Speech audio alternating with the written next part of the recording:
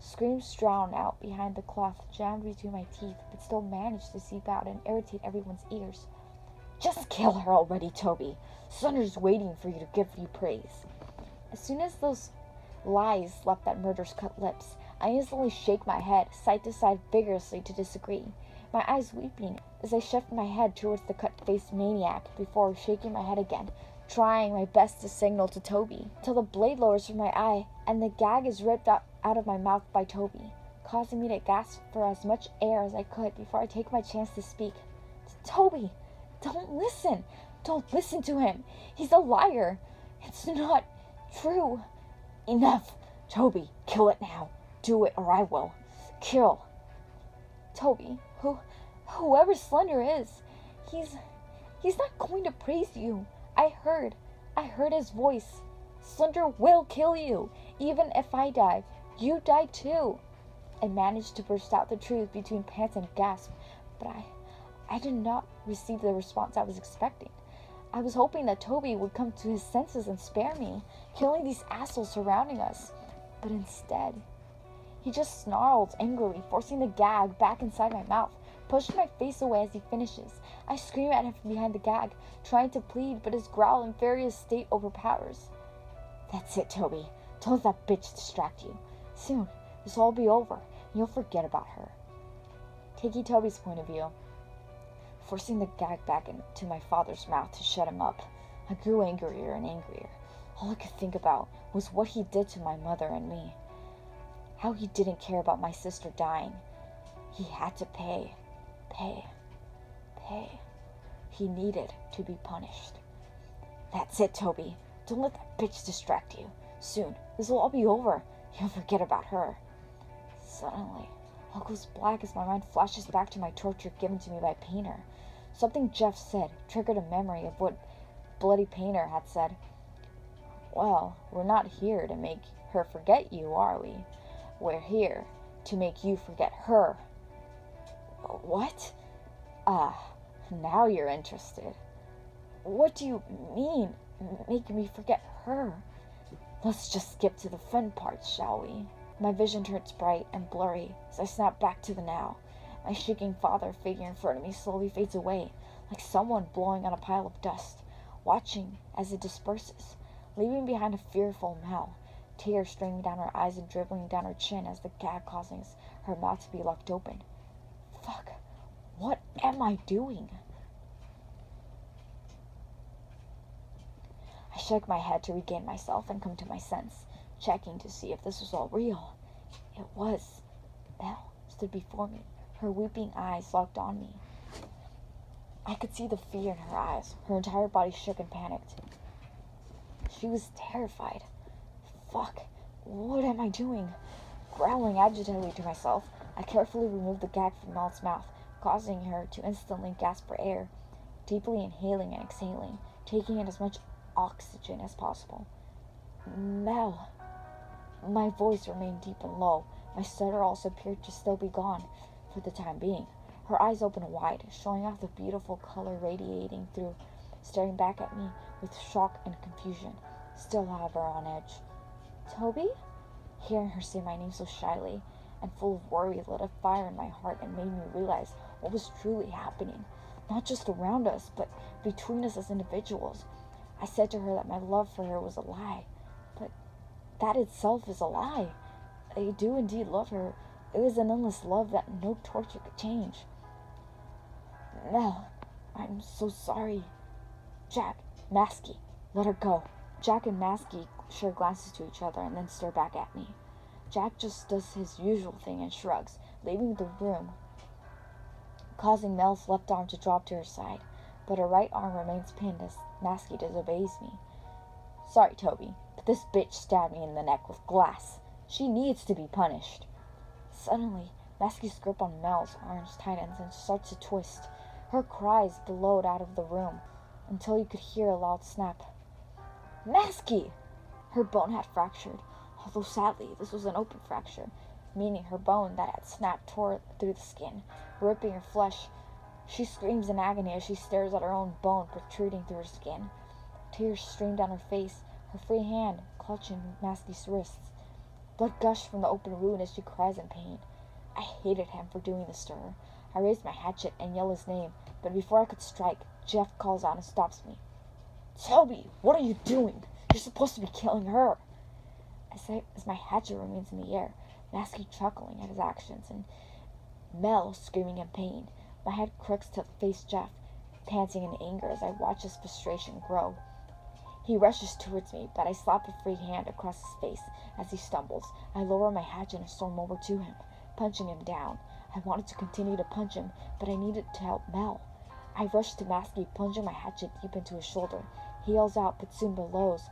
Once I yank the blade out, blood dripping more and more as he angrily turns to face me. But instead, he chuckles, pulling out a small knife from his pocket. He turns back and stands over Mel's figure as she fell to the floor, clutching her arm. I try to stop him as he crouched down to her, but suddenly I grabbed from behind. It was Jeff. I tried to push him off of me, but his grip won't budge.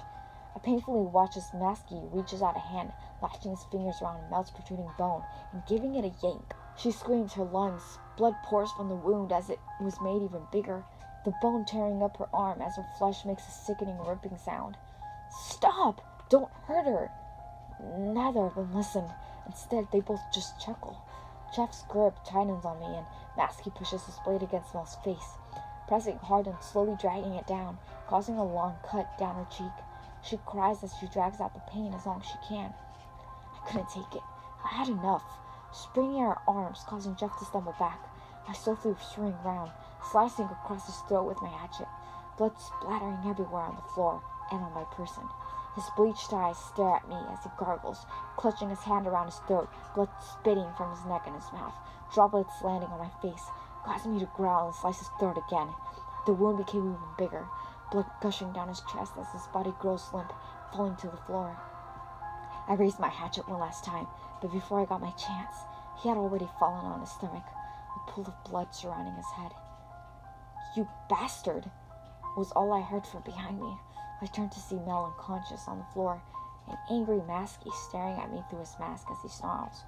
Without time to think, he lunges for me, but I easily dodge, plunging my hatchet deep into his spine. He groans and falls to the floor. He tries to crawl away, but I simply bend down and push my hands against the hatchet, causing the blade to sink further and further into his back. He gasps and splutters blood from his mouth, tapping the floor quickly with his hands as a surrender. Ripping the hatchet from his spine, he thought he was safe. He was wrong. Without thinking twice, I mashed the hatchet's blade down on the Masky's skull, taking a direct hit to the brain, almost through half of his head. His hands stopped tapping and his entire body grows lifeless, his head hanging limp against my grip as I held onto my hatchet. I was proud of what I had done. I had finally stood up to these assholes, and it felt good. Letting my weapon go, his head slumps to the floor with a thud, blood escaping to join Jeff's pool, creating one big bloodbath. Wasting no time, I hurried over to Mel, crouching down beside her, brushing a piece of hair away from her face and tucking it behind her ear. Mel, I'm so sorry. Carefully lifting her unconscious body in my arms bridal style, I carried her out of that room and head downstairs. I needed to get her to a hospital. I don't care if I risked getting caught and arrested. Saving her life was more important. Reader's point of view. My eyelids slowly peel open as the bright light from the room and the sun through the window beam down onto my face. I couldn't help but squint. I tried to sit up, but it was hard to move. My body was so limp and drowsy. It was as if all the energy had been removed from my person, and all I could do was roll my head and shut my eyes. I felt so numb. It was hard to make out my surroundings. Everything was so blurry and white. I couldn't make out any object perfectly. I had no idea where I was. You're awake. How are you feeling, miss? Spoke a man's voice. Confused, I shifted my fuzzy stare over to the source, and as I did so, it was as if all my energy came flooding back. What I saw was the cut-faced murderer in a long white coat. Screaming, I squirmed to get out of the bed I appeared to be laying in, but he rushes to me and holds me down. No! Get off of me! Don't touch me! Get away!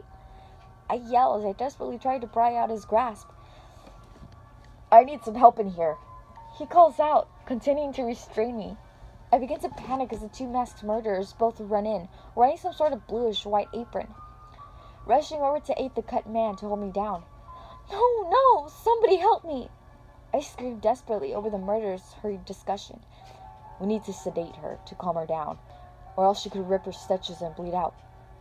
I yanked my arms and legs vigorously, tearing myself out of their grip as tears streamed down my cheeks. But I suddenly felt a sharp prick in the side of my upper arm.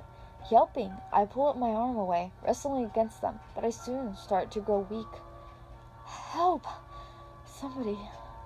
Just as my vision starts to darken, I watch as Toby bursts through the doors, causing the three to look over at him. "Mel!" He rushes over to my side, but the masked men keep him back. "Nurses, get him out of here!" Or at the cut-faced murderer. "Nurses?" Just as I begin to fall unconscious, I catch one last glimpse of my surroundings. The murderers fade away, leaving behind a doctor and two nurses. Seeing the murderers again was just my imagination. These people were actually trying to help me. I let out a quiet, weak gasp before everything turned black. "Mommy? Daddy? Where are you going so dressed up?" I smile as I make my way happily over to my parents as they stand by the door with love practically written on their faces. My father wore a dark blue suit with a flower in the chest pocket, and my mother wore a long, slim dress. We decided to go out for a romantic dinner for our anniversary. The babysitter will be here any moment, smiles my mother as she's dragged out by the arm by my father as they chuckle together. 3 hours later, as I lay asleep in my bed, I'm awoken suddenly by the slam of the front door and yelling at my parents. "How dare you accuse me of doing such a thing?" My mother cries towards my father. Worriedly, I make my way out of bed and stand at the top of the stairs listening. "You said you were finished. You promised me you had stopped. You said you were clean." "I am clean." "Then what are these doing in your bag?" My father yells, followed by the sounds of pills being shaken in a small bottle container. "I said to you I was clean and no longer addicted. I kept one bottle. One. Just for those days where I can't stand to look at you and need something to make me happy." "If you were clean, you would have none at all. I can't believe you're doing this. To Mel. You're her mother. She looks up to you. How sad is it to think that my daughter's role model is a pathetic drug addict?" Just then, a loud sound of skin-to-skin contact rings through my eardrums, followed by my mother's cries. Oh no, I'm sorry. I didn't mean to." "Save it. I think you should sleep downstairs tonight." That was all that was said, until footsteps make their way up the stairs. My father coming into view. He looks down at me and sighs, kneeling down to my crying person, wiping my tear from my cheek with his thumb. "I'm sorry you had to hear that, sweetheart." Did Mommy hurt you?" I ask between sniffles. He shakes his head, tucking hair behind my ear. "Don't worry about me, sweetheart. Daddy's fine." Can I go see Mommy? I think she's upset." My father sighs, looking down, but soon lifting his head again to make eye contact. "Okay." He kisses my forehead before standing up and heading into his room. Taking one last sniff, I wipe my tears with my sleeve and head downstairs, finding my mother crying at the kitchen table. "Mommy?" I say quietly. She lifts her head down towards me. A weak smile forms on her face as she opens her arms. Rushing to her, she picks me up and sits me on her lap, hugging me closely. "I heard you and Daddy fighting." She pulls away, wipes away her tears, and my tears as well, nodding her head. "I know, sweetie." She kisses my forehead, pushing her fingers through my hair. "I love you so much, my precious little girl." "I love you too, Mommy." I feel my body and my mind flowing back to the reality and out of my dream world. Recalling old memories in a dream was a very rare thing to happen for me. Why that dream? Why here? Why now? My eyes blink slowly open as my vision starts off blurry. Searching around, I spot Toby sat by the side of my hospital bed, his fingers entwined with mine as he held my hand, his head hanging low as he sighs. I guess he hasn't realized I was awake. However, I was so weak from the struggle and being heavily sedated. My movements were very limited. I tightened my grip, squeezing Toby's hand a little, causing his head to shoot up and his eyes to meet with mine. Once he sees I was awake and well, a large smile forms on his face as he squeezes my hand in return, stroking my knuckles with his thumb. Mel, I'm so glad you're okay. I smiled weakly, hearing the voice of the Toby I knew.